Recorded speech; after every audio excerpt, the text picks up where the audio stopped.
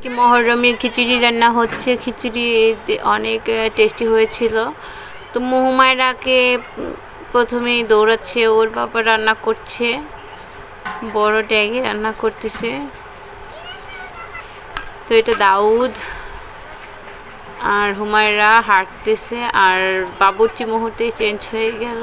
নাজু কাকা উনি রান্না করে আমাদের গ্রামের বিভিন্ন জায়গায়, ওনার রান্না অনেক মজা হয়। তো সবাই মিলে আমরা ডাল চাল এগুলো সব কিছু আমরা জোগাড় দিচ্ছিলাম। তো আমি এখানে ভিডিও ক্লিপ নিচ্ছিলাম।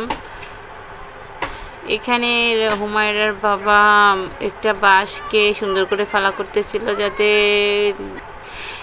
জাল দেওয়া যায়, আর ওখানে দাউদ বসেছিল ওরা। তো এই যে দেখুন পারফেক্ট একটা কালার আসছে মুরগির, এটা হচ্ছে খাসি মুরগি। তো মুরগিটা অনেক সুন্দর হয়েছিল কষানো। তারপর খিচুড়িতে চাল আলাদাভাবে কষিয়ে মিশানো হয়েছিল। তো ফাইনালি আমাদের এই যে রান্না হয়ে গেছে। This is look. অনেক সুন্দর হয়েছিল দেখতে, যেমন সুন্দর খেতে আরও বেশি সুন্দর মজা হয়েছিল।